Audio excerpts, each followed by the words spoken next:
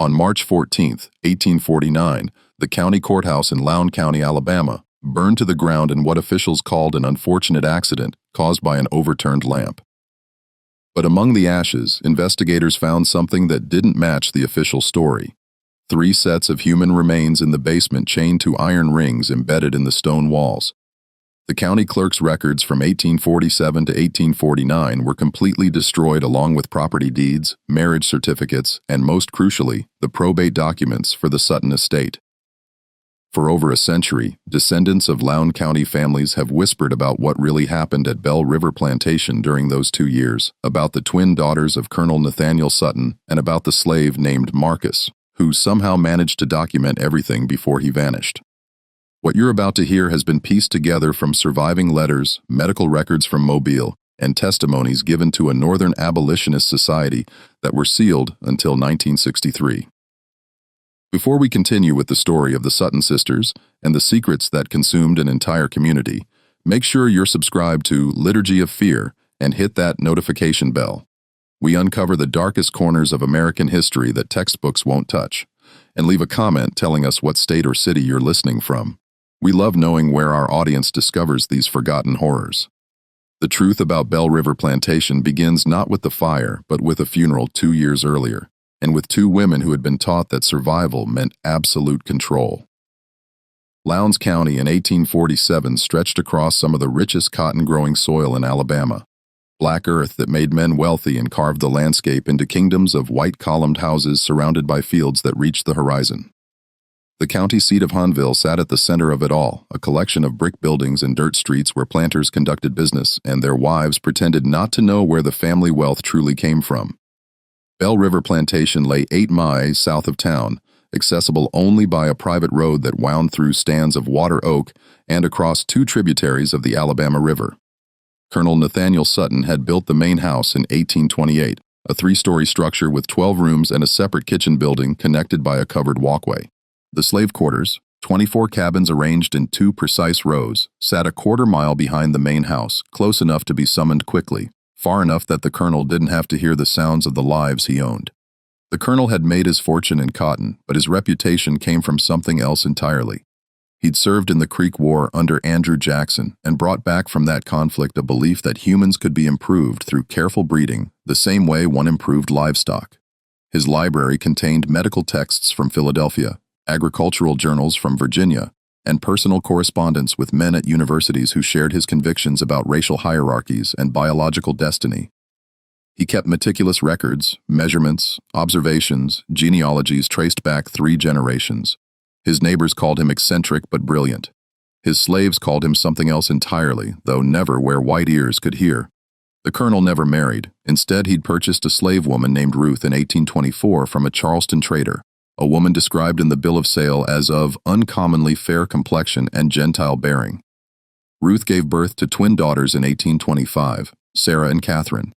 The colonel raised them in the main house, educated them with tutors from Mobile, dressed them in fine clothes ordered from New Orleans, but he never freed them. He never acknowledged them as his daughters in any legal document. On paper, they remained his property, an arrangement that gave him absolute authority over every aspect of their existence. Sarah and Catherine grew up in a peculiar isolation.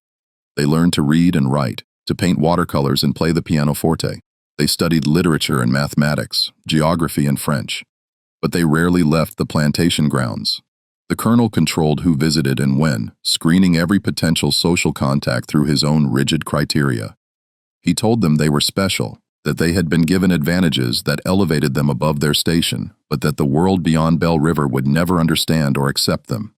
He taught them that safety came from seclusion, that trust was a weakness, and that power, however limited, was the only currency that mattered.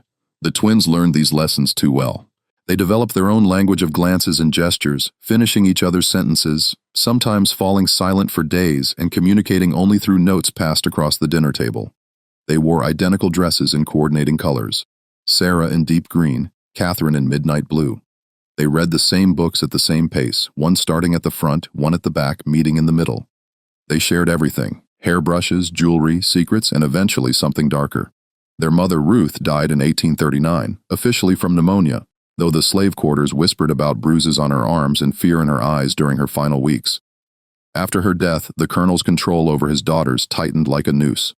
He installed locks on their bedroom doors that could only be opened from the outside. He required them to submit weekly written reports on their activities, their thoughts, their dreams. He began testing them, leaving valuables in obvious places to see if they would steal, introducing them to male visitors to observe their reactions, creating situations designed to reveal any hidden rebellions. The plantation itself prospered through these years. By 1847, the colonel owned 63 enslaved people whose labor produced 142 bales of cotton annually. He sold his crop through factors in Mobile and invested the profits in more land, more slaves, more books for his ever-growing library.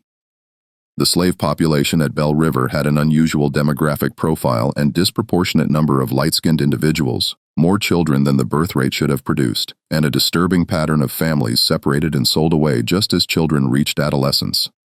The overseer, a man named Jonas Pritchett, had worked at Bell River for 15 years. He lived in a cottage near the slave quarters and carried out the colonel's orders with mechanical precision. Pritchett kept his own records, punishment logs, work assignments, dietary restrictions for slaves the colonel had designated for his breeding program. These notebooks, written in Pritchett's cramped handwriting, documented atrocities with the casual tone of farming reports: which women were forced into which cabins, which children were sired, by which men, which pregnancies were terminated, and by what methods. In the main house, Sarah and Catherine understood more than their father realized. They read his journals when he traveled to Mobile on business. They listened at doors and gathered fragments of conversations between Pritchett and the colonel. They knew what happened in the quarters after dark, knew which of the slaves were their half-siblings, knew that their father viewed human beings as experimental subjects in his personal laboratory of racial theory, and they learned to hate him with a cold, patient fury that would have terrified him if he'd recognized it. The morning of February 3, 1847 arrived with unseasonable warmth, temperatures climbing into the low 60s even before noon. Colonel Sutton had spent the previous evening in his study, working by lamplight on correspondence with a professor at the Medical College of South Carolina.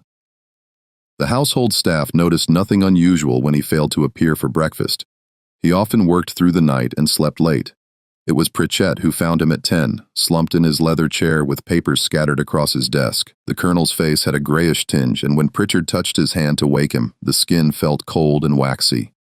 Dr. Amos Grayfield arrived from Hanville 2 hours later and pronounced Colonel Nathaniel Sutton dead, estimating the time of death as sometime between midnight and dawn.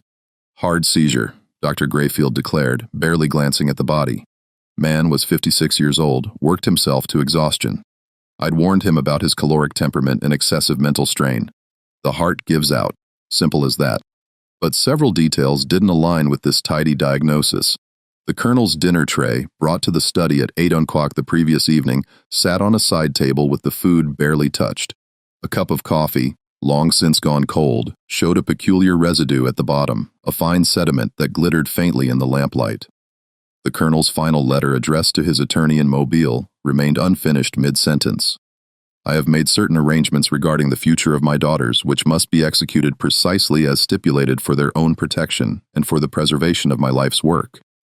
Should any person attempt to, the sentence ended there, the pen trailing off the page as if his hand had suddenly lost strength. Sarah and Catherine stood together in the hallway outside their father's study, wearing matching black mourning dresses that they'd somehow procured despite having no prior knowledge of his death. Their faces showed no tears, no evidence of shock or grief. They held hands, fingers interlaced, and watched the proceedings with identical expressions of watchful calm. "We should examine him more thoroughly," suggested Mr. Harold Breenage, a neighboring planter who'd arrived to pay his respects. "Nathaniel was in good health last month when I saw him at the courthouse. This seems rather sudden." The colonel worked himself into the grave. Dr. Grayfield snapped, irritated at having his professional judgment questioned. "I've seen it 100 times. The body simply gives out. Now, if you'll excuse me, I need to speak with the daughters about funeral arrangements, but Dr. Grayfield never got that conversation." Sarah addressed him first, her voice perfectly modulated and cold as January rain. "Dr. Grayfield, we appreciate your prompt attendance. The funeral will be held 3 days hence with burial in the family plot. Mr. Jeremiah Osgood, our father's attorney from Mobile, has been summoned and should arrive by tomorrow evening. Until such time as the will is read and the estate settled, Catherine and I will manage the plantation affairs. Pritchett will continue as overseer under our direct supervision." The men in the room exchanged glances. Women didn't manage plantations. certainly not unmarried women barely 22 years old. And there was something else, something they couldn't quite articulate, a sense that Sarah and Catherine had been waiting for this moment, that they'd rehearsed these words and knew exactly how events would unfold. "Now, Miss Sarah," Mr. Breenidge began in the patronizing tone men reserved for women discussing matters beyond their comprehension. "You can't seriously expect to. Our father educated us specifically for this eventuality," Catherine interrupted, her voice a mirror of her sister's. "We understand crop rotation, market factors, the management of field labor. We've studied his methods for years. This plantation will continue to operate at its current level of productivity." What the men didn't know, couldn't know, was that Sarah and Catherine had prepared for this day for months. They'd studied their father's account books, memorized the names and capabilities of every enslaved person on the property, learned which merchants in Hahnville could be manipulated and which needed to be avoided. They'd planned for every contingency except one, the specific contents of their father's will. The funeral took place on February 6th under gray skies that threatened rain, but never delivered. 43 neighbors and business associates attended, gathering in the parlor where the colonel's body lay in a walnut casket lined with white satin. The Reverend Samuel Yates from Hahnville's Presbyterian Church delivered a eulogy that praised the colonel's contributions to Alabama's agricultural prosperity and his devotion to advancing scientific knowledge. Not one enslaved person from Bell River attended the service, though they gathered in the quarters that evening for their own ceremony. A mixture of Christian hymns and older traditions, singing songs that celebrated liberation and the settling of accounts. They kept their voices low, but the sound carried across the fields to where Sarah and Catherine sat on the main house varing. "They think they're free now," Sarah said softly. "They'll learn differently," Catherine replied. Jeremiah Osgood arrived from Mobile the evening after the funeral, a portly man of 50 with silver hair and the careful manner of someone accustomed to delivering bad news to people who could afford to make his life difficult. He carried a leather satchel containing Colonel Sutton's will and several sealed documents marked for the twins' eyes only. The reading took place in the colonel's study, now thoroughly cleaned of any evidence of his final hours. Sarah and Catherine sat together on a settee, their black mourning dresses rustling slightly as they adjusted their positions. Pritchett stood by the door, uninvited but tolerated, his weathered face expressionless. Osgood opened his satchel and withdrew a thick document bound with black ribbon. Colonel Sutton revised his will on December 12, 1846, less than 2 months before his death. The provisions are unconventional. The document's opening paragraphs were standard charitable bequests to the Presbyterian Church, personal items distributed to various acquaintances. Then Osgood reached the section concerning the plantation and its inhabitants. "To my daughters Sarah and Catherine Sutton, I leave the entirety of Bell River Plantation, including all lands, structures, livestock, equipment, and human property, to be held jointly and equally between them. However, this bequest is conditional upon the following stipulations, which must be satisfied within 24 months of my death." Osgood paused, cleared his throat uncomfortably, and continued. "First, both daughters must enter into lawful Christian marriage with men of suitable character and standing approved by the executive of this estate. Second, both marriages must produce legitimate offspring within the stipulated time frame. Third, the daughters must maintain the plantation at current levels of productivity and demonstrate sound management of its resources." Sarah's hand tightened on Catherine's, their knuckles going white. "Should these conditions not be met," Osgood read, his voice dropping lower, "Bell River Plantation and all its assets shall be sold at public auction, with proceeds distributed equally among the following charitable institutions." The list included agricultural colleges, medical societies, and organizations dedicated to the advancement of scientific understanding of human populations. The colonel's final attempt to ensure his ideology outlived him. "There's more," Osgood said, withdrawing a second document. "A private letter to you both." He handed the sealed envelope to Sarah, who broke the wax seal with her thumbnail. Inside, their father's handwriting covered 3 pages of heavy cotton paper. Catherine leaned close, and they read together in silence. The letter explained the colonel's reasoning with chilling clarity. He'd observed their unnatural attachment to each other, their rejection of normal feminine interests in courtship and marriage. He'd concluded that they would never voluntarily separate, never form appropriate alliances with men who could continue his work and properly manage his estate. So, he'd created a situation where they had no choice: marry and procreate or lose everything. But the letter's final paragraph contained something more disturbing. I have made arrangements to ensure you choose wisely. My network of correspondents extends throughout the state and beyond.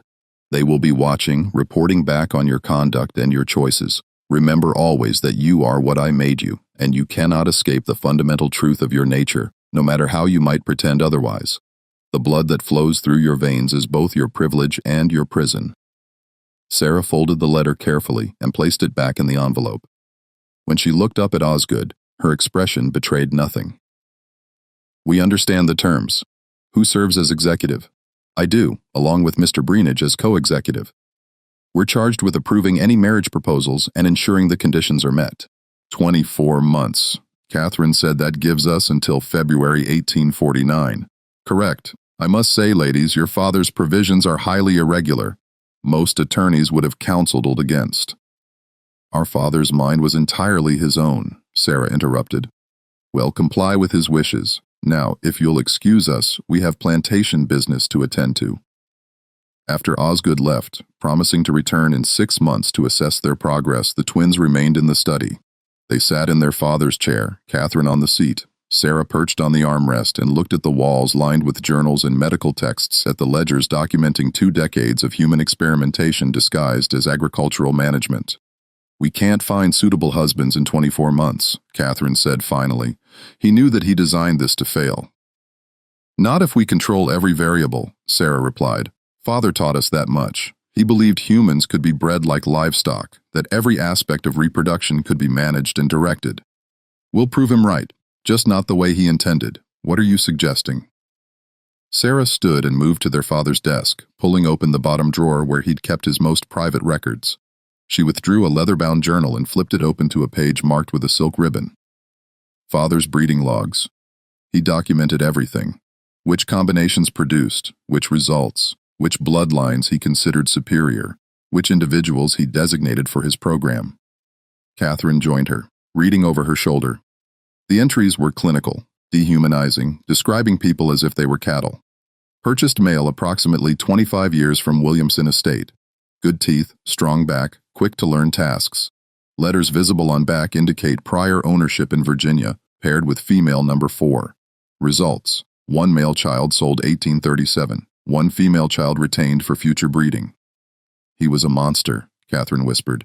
He was, Sarah agreed, but he was also thorough. And somewhere in these records is the solution to our problem. Over the following weeks, Sarah and Catherine absorbed themselves in their father's documentation. They discovered the full scope of his obsessions, journals spanning 20 years, detailed genealogies, physical measurements, observations on temperament and capability. He treated Bell River as a laboratory, its enslaved population, as experimental subjects, all in service of his theories about racial hierarchies and human improvement. But within that documentation, they found something unexpected, evidence of intelligence, resilience, and resistance among the very people their father had tried to reduce to data points. Slaves who taught themselves to read despite prohibitions. Women who'd used herbs and folk knowledge to control their own fertility, quietly subverting the colonel's breeding program. Men who'd sabotaged equipment and slowed productivity in ways that appeared accidental. Their father had noted these deficiencies without recognizing them as acts of rebellion. One name appeared repeatedly in the later journals, always with annotations of frustration: Ruth, their mother. The colonel had purchased her expecting a compliant bearer of children for his experiments. Instead, he'd found a woman who resisted him in subtle, persistent ways, teaching her daughters to read when he was away, whispering to them about the life she'd known before slavery, planting seeds of doubt about his absolute authority. She tried to protect us, Catherine said, tracing her finger over their mother's name in the ledger, even when she couldn't save herself. Then we owe her more than survival, Sarah replied. We owe her victory. But victory required resources, time, and one more element they didn't yet possess, a man they could control completely, whose presence would satisfy the letter of their father's will while violating its spirit entirely. The solution arrived in late April, though they didn't recognize it immediately. The spring auction in Haynesville drew sellers and buyers from across central Alabama, transforming the courthouse square into a marketplace of human misery. Enslaved people stood on a raised platform while white men examined them like livestock, checking teeth and muscle tone, asking invasive questions about work history and health. The air smelled of dust and sweat and fear. Sarah and Catherine attended with Pritchett, ostensibly to purchase additional field hands for the expanded acreage they planned to cultivate. They wore black veils, still in mourning, which gave them anonymity in the crowd and allowed them to observe without being observed too closely. The morning sales proceeded predictably, field workers going to plantation owners, domestic slaves to town families, children torn from parents and sold to different buyers. Then, shortly before noon, something unusual appeared on the auction block. Next lot, the auctioneer called. Property of the Granville estate recently deceased. One male, age approximately 28, name of Marcus. Got his letters, configure, worked as a house servant and tutor to the Granville children. No history of rebellion, no attempts to run. Starting bid, $1,000. Marcus stood on the platform with straight posture and level gaze, neither defiant nor submissive. He wore clean but worn clothing, and his hands, the hands of someone who worked with ledgers rather than cotton, showed no calluses. His skin was several shades lighter than most of the people sold that morning, suggesting mixed ancestry. But what caught Sarah's attention was something else entirely. The way he scanned the crowd, not with the defeated resignation she expected, but with calculation, as if he was evaluating potential buyers just as they evaluated him. Educated slaves are risk, someone in the crowd called out. Gets ideas above his station. Perfect for a household that needs bookkeeping done. The auctioneer counted. How many of you can balance your own accounts? Here's a man who can do it for you. Now, do I hear 1,000? The bidding opened slowly. Most planters didn't want an educated male slave. Too much potential for trouble, for reading abolitionist newspapers, for forging travel passes. But a few town merchants showed interest, seeing value in someone who could manage their stores or handle correspondence. Sarah leaned close to Pritchett. Bid, Miss Sarah. We don't need bid. Pritchett raised his hand. 1,000. 1,200. Countered a merchant from Montgomery. 1,300, Pritchett called. The bidding climbed to 1,600 before the Montgomery merchant dropped out, shaking his head at the inflated price for a single male slave, educated or not. Sarah had paid more than market value, a fact that would fuel gossip in the weeks ahead. Marcus was delivered to Bell River 3 days later, walking the 8 mile from Hahnville with his few possessions in a cloth bag. Pritchett met him at the plantation entrance and led him directly to the main house where Sarah and Catherine waited in the study. You can read and write, Sarah said. It wasn't a question. Yes, ma'am. Marcus's voice was educated, careful, revealing nothing of what he might be thinking. You tutored the Granville children. What did you teach them? Reading, writing, arithmetic? Some geography and history, whatever their father requested. Catherine circled him slowly, appraising. The Granvilles were known abolitionists, Quakers, I believe. They allowed their slaves to be educated. For the first time, something flickered in Marcus's eyes, weariness perhaps, or recognition that this conversation was more complicated than it appeared. Mr. Granville believed all people possessed souls and minds worthy of development. Ma'am, and you? Sarah asked. What do you believe? I believe I'm standing in front of 2 women who paid too much for me and who clearly have something specific in mind beyond field labor. The twins exchanged glances. Their father had taught them to view enslaved people as objects, incapable of analysis or autonomous thought. Marcus had just demonstrated both within 30 seconds. We have an unusual situation, Sarah said carefully. Our father died recently, leaving conditions on our inheritance that require creative solutions. We need someone educated, discreet, and capable of understanding complex arrangements. What kind of arrangements? The kind that must remain private within this household, Catherine replied. You'll live in the main house, not the quarters. You'll have access to our father's library. You'll be treated well, fed properly, given freedoms that would be extraordinary elsewhere. But in exchange, you'll do exactly what we say when we say it, without question or hesitation. Marcus was silent for a long moment. When he spoke, his voice was very quiet. And if I refuse these unnamed terms, then you'll be sold south, Sarah said flatly, to cotton plantations in Mississippi where educated slaves are worked to death in the fields to break them of any intellectual pretensions. I can have you on a boat within a week. It wasn't an empty threat, and Marcus clearly knew it. What do you want from me? That depends, Catherine said. Can you keep secrets? Even ones that could be used as weapons? I've kept secrets my entire life, ma'am. Had to survive. Sarah walked to the window looking out across the plantation grounds.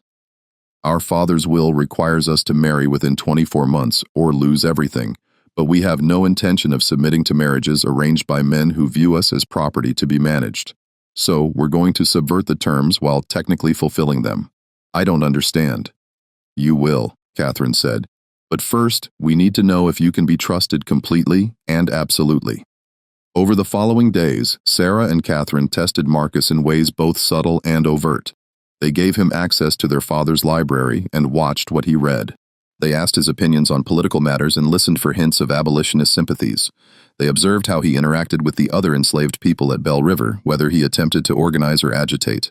Marcus proved remarkably adaptable. He kept to himself, spoke carefully, and demonstrated an intelligence that had clearly been honed through years of navigating dangerous social terrain. He understood that educated slaves existed in a precarious position, valuable enough to be kept, dangerous enough to be feared. What the twins couldn't know yet, was that Marcus had his own secrets and his own agenda. The Granvilles had indeed been Quakers with abolitionist leanings. More than that, they'd been part of an informal network that collected testimony from enslaved people about the realities of plantation life. Marcus had spent 5 years documenting atrocities, recording names and dates and details in a coded short orthand he'd developed. When the Granvilles died, both within a week of each other from fever, their relatives had sold off the estate, including Marcus, before anyone could discover the trunk hidden in the root cellar containing years of carefully preserved evidence. Marcus had managed to retrieve his most important notebooks before the sale, hiding them in a hollowed-out Bible that no white person bothered to inspect. He'd been bought and brought to Bell River, expecting another period of careful observation and documentation. Instead, he found himself at the center of something far stranger and potentially more dangerous.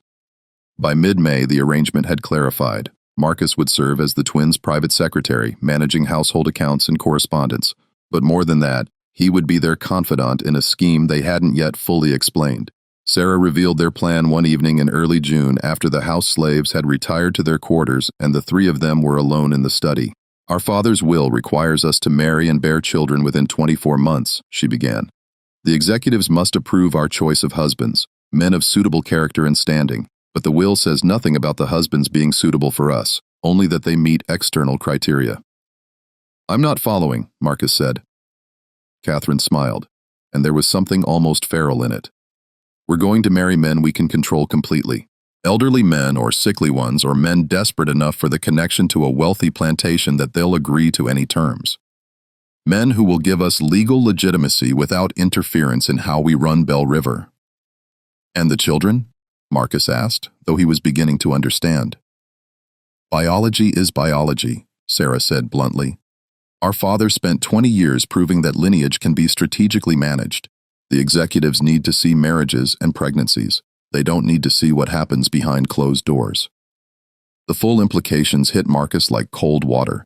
They wanted him to father their children, to create the appearance of legitimate heirs, while the twins maintained control through marriages that existed only on paper. You're asking me to commit an act that could get all of us killed, he said slowly. If anyone discovered, no one will discover, Catherine interrupted. We control this household completely. The marriages will be arranged carefully. We'll manage every detail, every possible witness, every piece of evidence. You'll be protected. Protected? Marcus laughed bitterly. I'm a slave. There's no protection for me. If this fails, you'll be ruined socially, perhaps sent away somewhere. I'll be hanged or burned alive, which is why you'll be motivated to ensure it doesn't fail, Sarah said. And in exchange, you'll receive something worth the risk. What could possibly be worth freedom? Catherine said quietly. Documented legal freedom and enough money to go north and start a new life. We'll wait until after the children are born and the estate is secure. Then we'll manumit you, provide funds, and send you away with a cover story that holds up to scrutiny. Marcus looked between them, searching for deception or false promises. And if I refuse, you won't, Sarah said with certainty. Because you want freedom more than you fear death, and you're smart enough to recognize this as your only real chance. She was right, and he knew it. But there was something else at play, something the twins hadn't considered. Marcus saw in their scheme not just a path to personal freedom, but an opportunity to document and expose the entire system.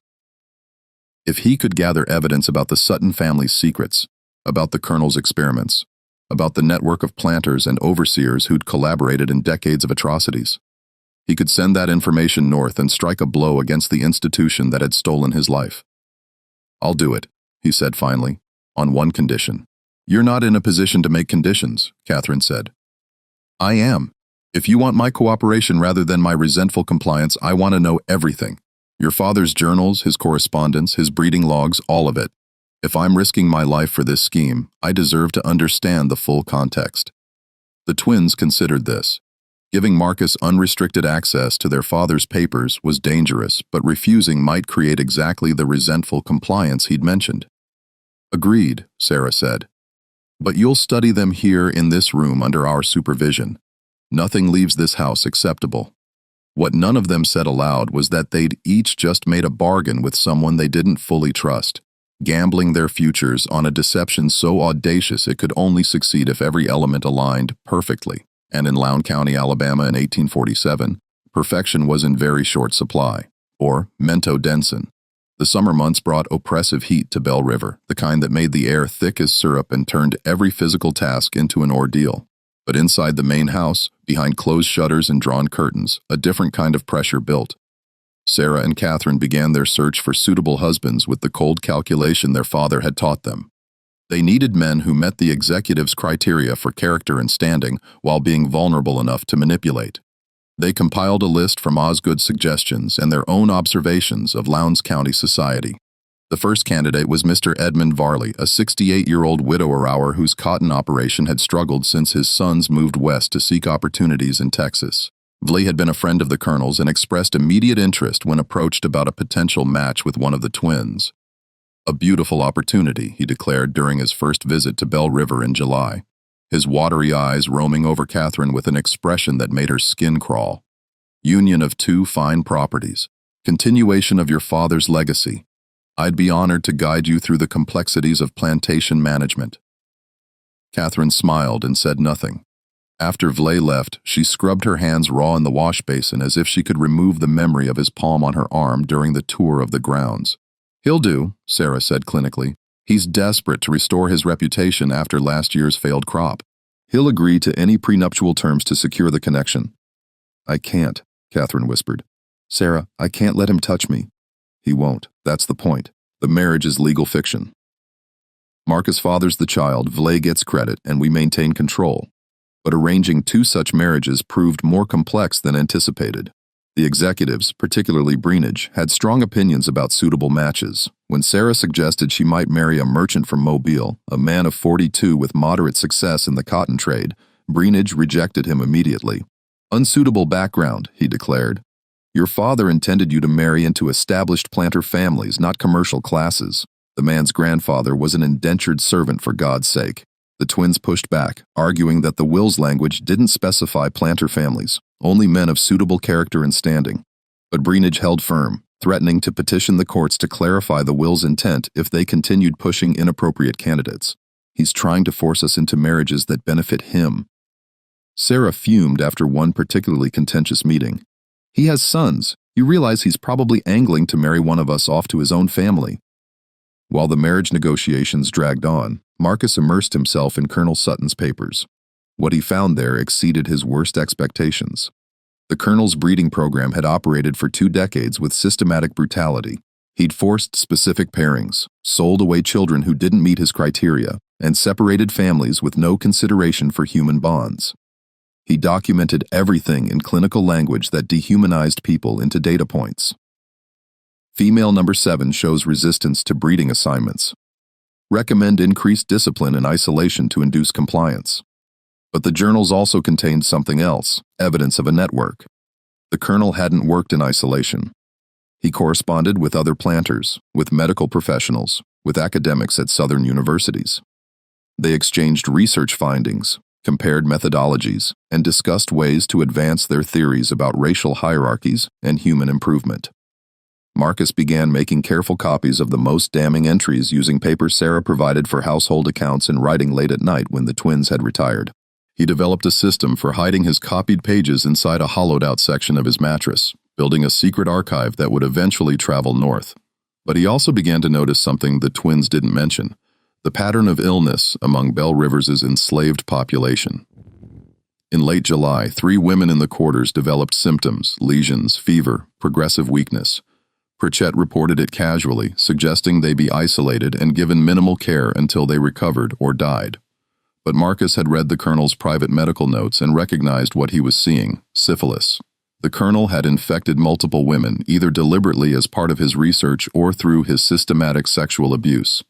Now the disease was spreading through the quarters, passed between couples, transmitted from mothers to infants. Marcus brought his findings to Sarah and Catherine one evening, laying out the medical texts he'd found with their father's annotations. Your father gave them syphilis. Either he contracted it himself and spread it, or he exposed them deliberately. The journals suggest both, and it's killing them. Catherine's face went pale. How many? At least 7 showing symptoms now, but syphilis can remain dormant for years. There's no way to know how many are infected without proper medical examination, and even then, he trailed off, the futility evident. Sarah stood abruptly and walked to the window, her back rigid. Can it be treated? Mercury treatments sometimes, but they're almost as dangerous as the disease itself and expensive, and would require a doctor willing to treat enslaved people properly, which Marcus didn't need to finish that sentence either. Do it anyway, Sarah said without turning around. Purchase whatever medicines are needed from Mobile. Have doctor come out, and if he refuses to treat them adequately, find someone who will. Miss Sarah, the cost. I don't care about the cost. Our father did this. We're not going to let them die from his depravity. It was the first crack in the facade Marcus had seen. The first indication that the twins might be motivated by something beyond self-preservation. He filed it away as valuable intelligence. Dr. Grayfield arrived 2 days later, irritated at being summoned to treat slaves. He examined the sick women with barely concealed disgust, confirmed the diagnosis, and prescribed mercury treatments with the cheerful confidence of someone who didn't particularly care whether the patient survived. Course of treatment takes months, he said, washing his hands in the basin a house servant provided. Can't guarantee results. Frankly, might be more economical to just isolate them and let nature take its course. Replace them with healthy stock. We'll take your prescription, Catherine said coldly, and we'll need you to examine the entire slave population. Everyone identify all potential cases. Grayfield's eyebrows rose. That's 40+ people. The expense is ours to bear. When can you begin? The examinations took place over 3 days in August, conducted in a cabin Pritchett cleared for the purpose. Grayfield worked with mechanical efficiency, noting symptoms in a ledger and dispensing diagnosis with the bedside manner of a livestock inspector. The final count was worse than Marcus had feared. 14 confirmed cases, another 8 probables. Nearly a third of Belle River's enslaved population had been infected by the colonel's systematic abuse. Sarah and Catherine absorbed this information in silence. Then Sarah made a decision that would have shocked their father and confused their neighbors. We're treating all of them, she announced. Purchase the mercury, the bandages, whatever's needed. Improved rations for the sick. They need strength to survive the treatment. Reduced work quotas. And Marcus, you'll oversee the treatments. Keep detailed records of who receives what and their progress. Miss Sarah Pritchard objected. This is going to cost thousands of dollars and reduce productivity significantly. Your father would never. Our father did this to them, Catherine interrupted. We're correcting his damage. The expense is irrelevant. What the twins didn't articulate even to each other was the complex motivation behind their decision. Partly, it was pragmatic. Dead slaves couldn't work, and the plantation's value depended on its labor force. Partly it was guilt, recognizing their complicity in their father's system, even as his victims. But partly it was something else, something neither wanted to examine too closely. The recognition that their father's greatest crime wasn't the specific atrocities he'd committed, but the fundamental belief that other people existed only as instruments for his purposes. They'd been raised to think the same way. Now confronted with the human cost of that worldview, they were being forced to choose what kind of people they would become. Marcus watched these developments with growing confusion. He'd expected to find monsters at Belle River, people who viewed him as less than human. Instead, he'd found 2 women who'd been made into something twisted by their father's abuse, who were now struggling to untangle their own humanity from the poison he'd fed them. It didn't make them allies. It didn't mean he trusted them, but it complicated his simple narrative of oppressor and oppressed in ways that made his documentation more difficult. While Marcus grappled with moral complexity, the marriage negotiations reached a crisis point. In September, Breenage arrived at Bell River with a proposal. His nephew, Thomas Breenage, aged 34, recently returned from New Orleans, where his cotton brokerage had failed due to what was delicately termed unfortunate investments. Thomas needed a fresh start and a wealthy connection. Sarah needed a husband the executives would approve. Perfect match, Breenage declared, having already decided the matter. Thomas has impeccable breeding, understands plantation management, and will provide the steady male guidance you require. Sarah met Thomas twice before reaching her conclusion. He was weak, vain, and deeply in debt, which made him perfect for her purposes. "I'll agree to the match," she told Breenage, under specific conditions, a prenuptial contract giving me sole management of Bell River. Thomas receives an annual income but no decision-making authority over plantation operations, and the marriage doesn't take place until my sister's match is also arranged. Those terms are highly irregular. Those terms are non-negotiable. Thomas is desperate enough to agree. We both know it. Breenage sputtered, but couldn't argue with the assessment. Thomas did agree, signing a prenuptial contract that essentially made him a paid figurehead in exchange for respectability and freedom from his creditors. Catherine's match proved more difficult. Edmund Vlay had grown impatient and shifted his attention to a widow in Montgomery. The executives rejected 3 other candidates for various reasons. Time was running short. They had until February 1849, and it was already October 1847. Then Catherine made a suggestion that changed everything. "What if I don't marry at all?" Sarah looked up from the ledgers they'd been reviewing. "The will requires both of us. The will requires both of us to marry within 24 months. It says nothing about remaining married. I could marry, become pregnant, and then accidents happen, especially to sickly husbands." The room fell silent. Marcus, sitting at the desk where he'd been copying correspondence, felt ice water run down his spine. "You're suggesting murder," he said quietly. "I'm suggesting that we fulfill the letter of Father's will through whatever means necessary," Catherine replied. "He never specified the husbands had to survive." "Catherine," Sarah began, "don't pretend you haven't thought about it.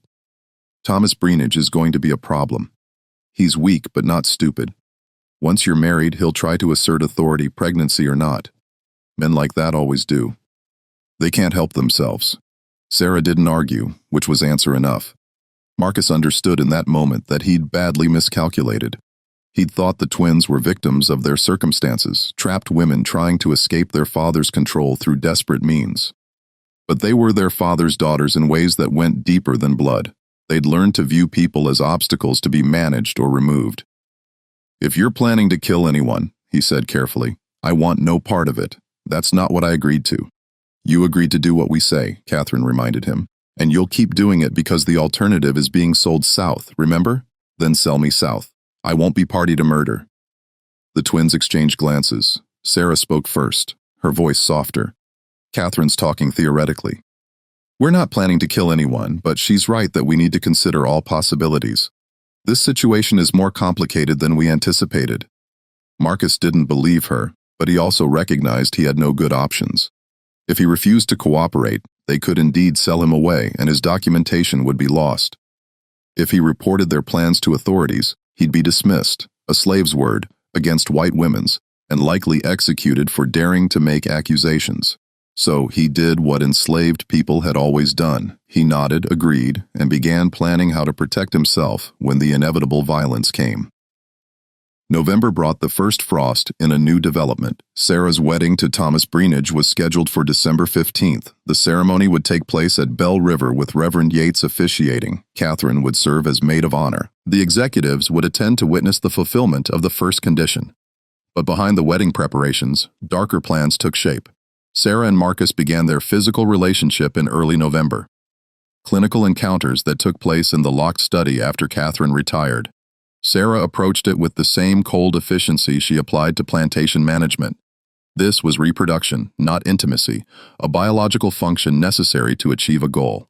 Marcus found it profoundly disturbing, not because of the racial taboo they were violating, though that danger hovered over every encounter, but because of the emotional emptiness of it, the way Sarah could separate physical acts from human connection so completely. "My father did this to dozens of women," she said one night afterward as they lay apart on the study floor.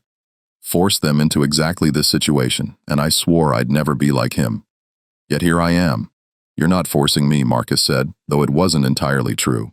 "The threat of being sold south hung over everything, aren't I? You're enslaved. By definition, you can't consent.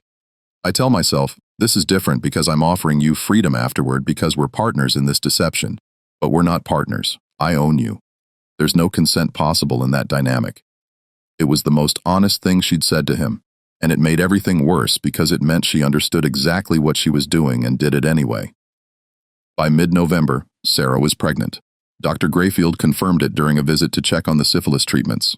The executives were delighted, one condition satisfied, one more to go. Thomas Bred, who'd arrived at Bell River 2 weeks earlier to prepare for the wedding, accepted the news with the oblivious pleasure of a man who believed his own virility explained everything. Catherine's situation remained unresolved. She'd rejected 6 potential husbands, frustrating the executives and running the calendar dangerously close to the deadline. Then, in early December, she made an announcement. "I've found someone acceptable. Mr. Lawrence Kemper, widower hour, age 51, with a small plantation in Wilcox County. Moderate means respectable reputation, no children from his first marriage."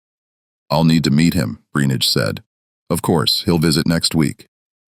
Lawrence Kemper arrived on December 8th, a thin, nervous man with graying hair and a persistent cough that suggested consumption. He spoke little, deferred to Catherine constantly, and seemed pathetically grateful for her attention. "He's perfect," Catherine told Marcus after Kemper had left, dying slowly, desperate for companionship and too weak to assert any authority. "The executives will approve him because he meets their surface criteria, and he'll be dead within a year, leaving me a widow free to do as I please.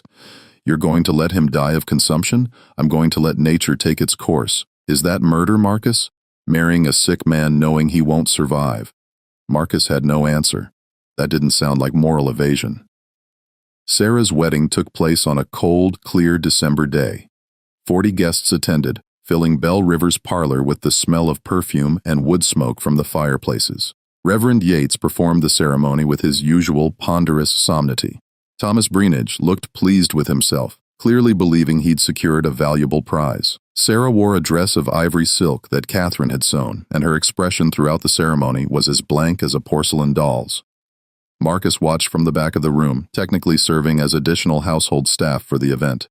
He saw Sarah speak her vows without hesitation, saw her accept Thomas's kiss with perfect composure, saw her smile and accept congratulations from guests who had no idea what kind of performance they were witnessing. That night, after the guests had departed and Thomas had drunk himself into a stupor in his new quarters, Sarah came to the study where Marcus waited. "It's done," she said simply. "The first condition is satisfied, and Thomas will do as he's told. I made that very clear during our wedding night conversation. He gets a comfortable life, an annual income, and the appearance of authority. In exchange, he stays out of my way and doesn't ask questions about how this plantation operates." He agreed to that. He agreed to avoid being exposed as a fraud who embezzled from his business partners in New Orleans. "I purchased his cooperation with threats, Marcus, the same way I purchased yours. I'm my father's daughter, remember?" The bitterness in her voice was new, and Marcus recognized it as dangerous. Sarah was beginning to hate herself for what she was becoming, which meant she might do something unpredictable to prove she was different from her father, or something terrible to prove she didn't care. Catherine's wedding was scheduled for January 20th, 1848. The executives approved Lawrence Keir after minimal scrutiny. His background checked out, his property holdings were legitimate, and his desperate eagerness to remarry blinded them to any potential issues. But in the weeks between the two weddings, something shifted at Bell River. The house staff began whispering about arguments between the twins, raised voices behind closed doors. Pritchett reported that both women seemed distracted, making decisions about plantation management and then countermanding them hours later. Marcus knew what was happening. The strain of maintaining their deception, combined with Sarah's growing self-loathing and Catherine's increasingly cold calculation, was fracturing their previously united front. It came to a head the night before Catherine's wedding. Marcus was in the study working on his secret documentation when he heard screams from upstairs. He rushed up to find Sarah and Catherine in Sarah's bedroom. Catherine with blood running from her nose. Sarah with scratch marks on her face. "She wants to kill him." Sarah shouted when she saw Marcus. "Not just let him die, actually poison him." "He's dying anyway," Catherine screamed back. "Why wait? Why risk him changing his mind about the marriage terms? We dose him with arsenic. He's dead in 6 months. I'm a widow and pregnant, and we're done with all of this because that makes us murderers. Actual deliberate murderers. We're already murderers. Or had you forgotten the coffee you served father the night he died? The room went silent. Marcus stared at the twins, understanding flooding through him with sickening clarity. You killed your father, he said. Sarah sank onto the bed, her face in her hands.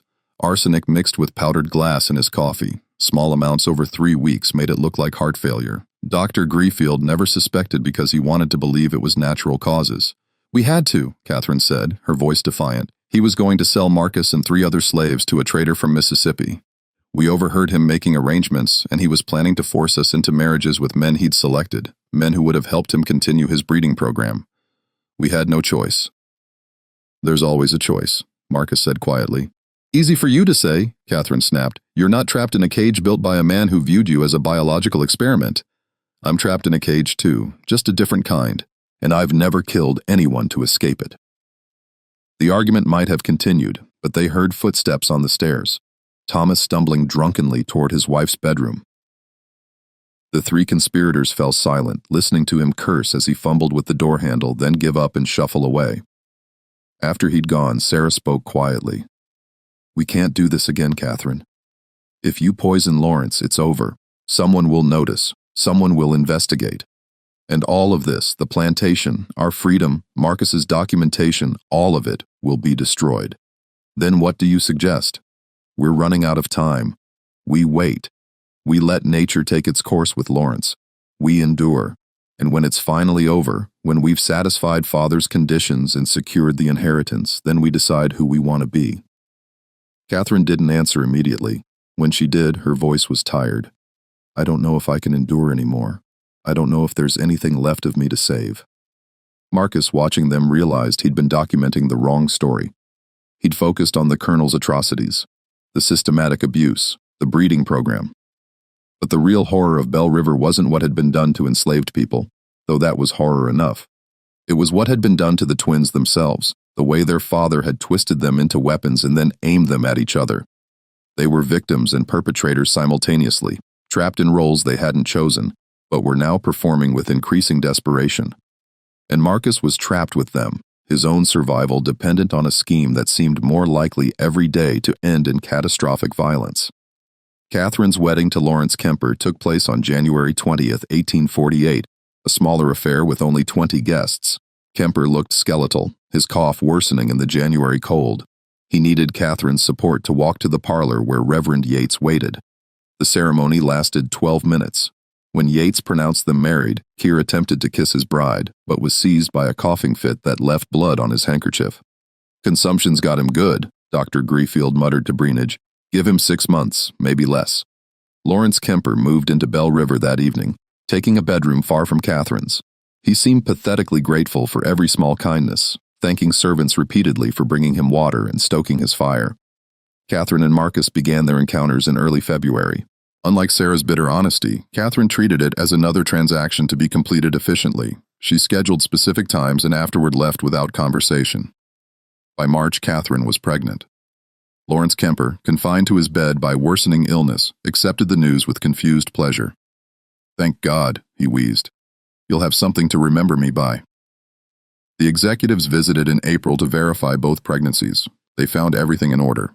Both twins married, both pregnant. Cotton production maintained. Breenage pronounced himself satisfied. Meanwhile, Marcus spent his nights documenting everything. He now had evidence of the Colonel's breeding program, the syphilis epidemic, the poisoning, and the marriage scheme. But he still couldn't figure out how to get the documents north without being caught. In May, a traveling preacher named Jacob Sturgis arrived claiming to collect missionary donations. During dinner, Sturgis mentioned spending time in Philadelphia. Marcus caught the emphasis, a known abolitionist center. He made a small hand gesture, a sign used by Underground Railroad operatives. Stewars paused mid-sentence, his eyes flickering to Marcus, then continued without missing a beat. Later, Marcus approached him near the stable. I have documents, evidence of crimes. It needs to reach Philadelphia. After consideration, Sturgis agreed. Marcus spent 10 days copying his most crucial documentation onto thin paper, writing in microscopic hand. He documented the Colonel's experiments, the forced breeding, the syphilis epidemic, the poisoning, and his own role in the twin scheme. He enlisted Isaiah, a field worker, to deliver the documents to Sturgis and Selma. 2 weeks later, Isaiah returned, confirming delivery. Marcus felt simultaneously liberated and terrified. The evidence now existed beyond the twins' control, but if discovered, he was a dead man. Summer brought mounting tension. Sarah's pregnancy advanced normally, though she grew increasingly withdrawn. Thomas Breenage took to drinking heavily.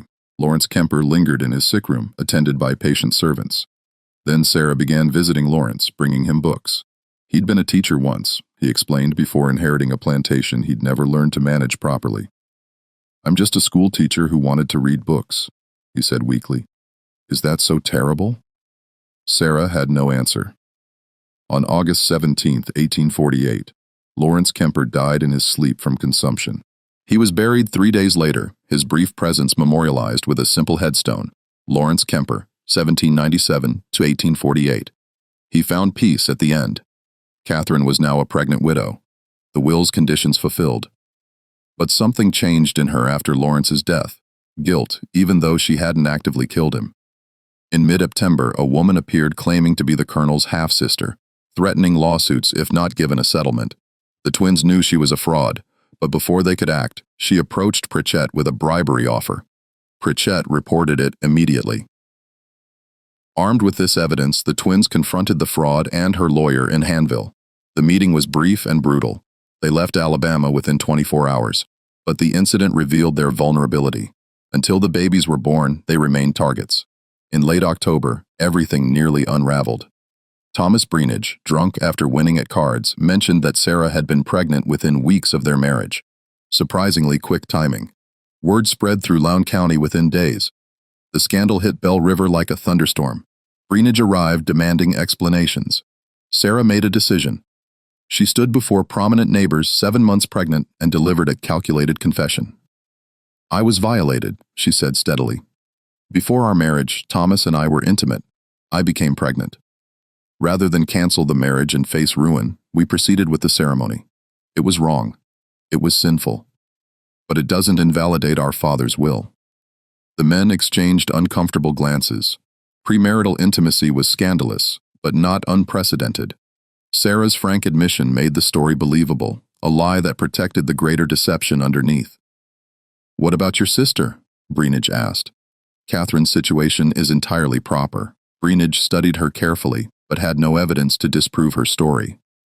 "This matter is closed," he declared finally. "The will's conditions have been met." After everyone left, Sarah collapsed in the parlor, her composure finally breaking. Sarah went into labor on November 14, 1848. The labor lasted 18 hours. At dawn on November 15th, a baby's cry pierced the morning silence. "A girl," the midwife announced. "Small but healthy." Sarah lay exhausted against the pillows, her daughter wrapped in blankets beside her. The baby had dark hair and ambiguous features, useful in a house built on lies. "She's free," Sarah whispered. "That's all that matters."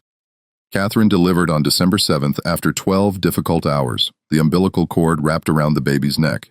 The midwife worked with calm efficiency until a weak cry confirmed survival. "Another girl," she said. "She's a fighter." Catherine looked at her daughter, darker than Sarah's child, with features requiring careful explanation. "I'm calling her Ruth after our mother."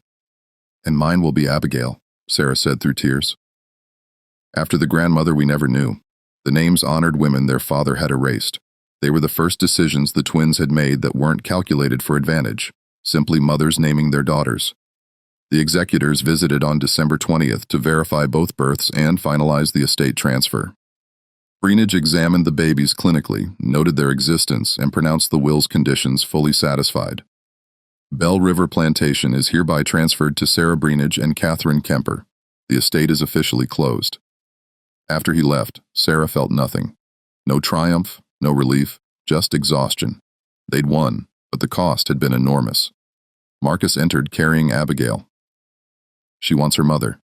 As Sarah took her daughter, she made a decision. "We're keeping our promise. Your manumission papers will be filed next week. Funds sufficient to reach Philadelphia and establish yourself there." Marcus had been expecting delays. The directness caught him off guard. "Just like that. We made an agreement. I'm honoring it. And the documents I sent north." Sarah's eyes narrowed. "I know about those. Pritchett intercepts all correspondence. I know what was in them. Everything about Father's programs, the poisoning, our arrangement. Then why didn't you? Because you were right to document it. Someone needs to tell the truth. Maybe your testimony will reach people who can change things. Catherine appeared with Ruth. We're not stopping you, but we're asking for 6 months. Stay until June. Help stabilize operations. Then leave with our blessing and enough money to start fresh. It was masterful manipulation, but also honest. 6 months, he agreed. The winter passed in relative peace. Syphilis treatments continued, with several making full recoveries. The twins settled into motherhood while maintaining efficient plantation operations. Marcus spent evenings preparing for departure but found himself reluctant to leave. He developed attachment to the children he'd fathered and complicated understanding of the twins themselves. Victims attempting to escape victimhood, trying to be better than they'd been raised to be. In March, a letter arrived from Pennsylvania addressed to Marcus. It was from Jacob Sturgis. The testimony had reached the Pennsylvania Anti-Slavery Society. They were compiling it for a report on Alabama plantations. Father's legacy will be exposure and condemnation, Sarah said quietly. Everything he believed will be used as evidence of the system's depravity. He was a monster, Marcus said. I know, but he was also my father. They moved Marcus's departure to mid-April. The night before he left, Sarah called him to the study. I've been thinking about what we did, she said. We convinced ourselves we were different from Father because we offered you freedom. But we weren't different. We just used more sophisticated coercion, I know. And yet you stayed the extra months, completed the treatments, you fulfilled your bargain, even after you knew I discovered your documentation. Sarah handed him a satchel, heavy with gold coins. This is more than we agreed. There are also letters of introduction to merchants who won't question a freed slave with proper papers. Why? Because Abigail and Ruth will ask about their father someday. I want to tell them he was a good man who made difficult choices, who documented truth when others wanted it buried. Catherine appeared with both babies. We're saying goodbye properly, as families should. Marcus held his daughters one last time, memorizing their faces. Be good, he whispered. Be better than all of us. Marcus left Belle River on April 18, 1849. He carried his papers and a didgeridoo Sarah had commissioned secretly. Him holding both girls on the back. Marcus and his daughters, April 1849. May they all find freedom. He reached Mobile and secured passage north. The ship departed April 23rd. He never returned to Alabama, but his testimony did. The Pennsylvania Anti-Slavery Society published their report in July 1849, detailing plantation conditions and naming Colonel Nathaniel Sutton specifically. It caused outrage in northern states and fury in southern ones. In August, Harold Breenage began asking questions about how Belle River information had reached Pennsylvania. On September 3rd, he arrived with a sheriff and warrant to search for evidence of abolitionist activity. Marcus was manumitted, Sarah replied calmly. He left with our blessing. Whatever he did after is his business. He stole property. Your father's journals. My father's journals passed to us.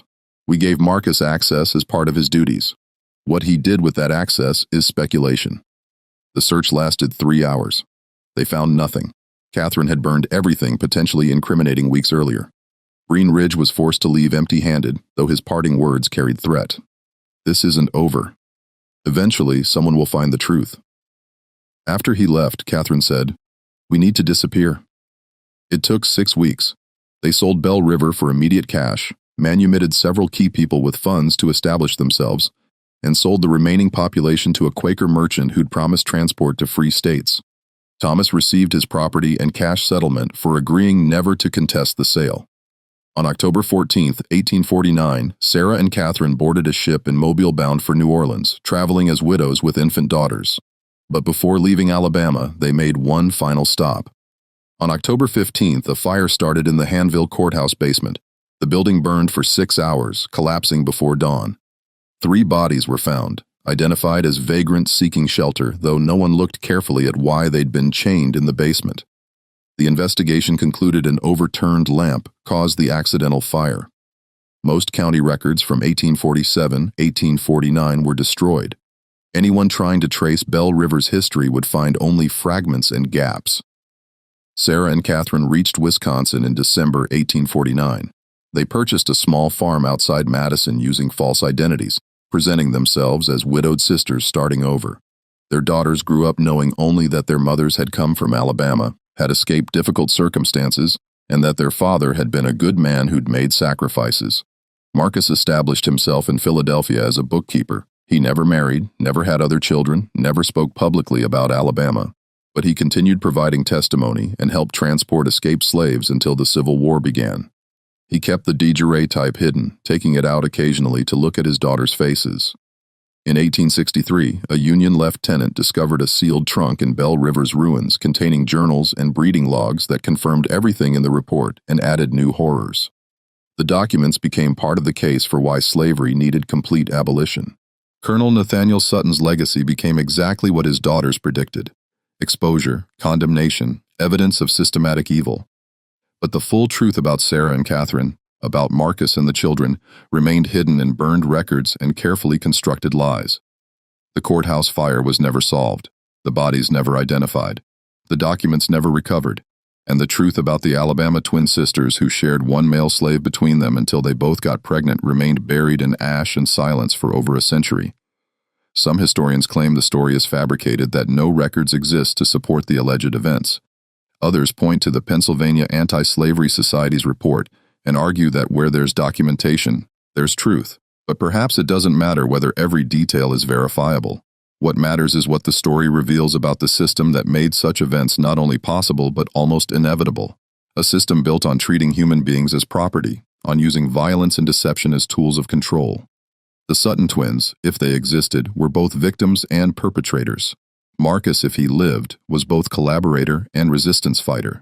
The children inherited a legacy of trauma and survival, guilt and resilience. And the rest of us inherit the responsibility to remember, to examine, and to ensure that the conditions that created such horrors never exist again. What do you think of this story? Do you believe everything was revealed, or are there still secrets buried in those burned records? Leave your comment below with your thoughts on what really happened at Bell River Plantation. If you enjoyed this tale and want more dark mysteries from forgotten American history, subscribe to Liturgy of Fear. Hit that notification bell and share this video with someone who appreciates the disturbing truths hidden in our past. The next story might be even more unsettling than this one. Until then, remember that history's darkest chapters are often the ones people tried hardest to erase. Tried hardest to erase. Tried hardest to erase. Tried hardest to erase. Tried hardest to erase. Tried hardest to erase. Tried hardest to erase. Tried hard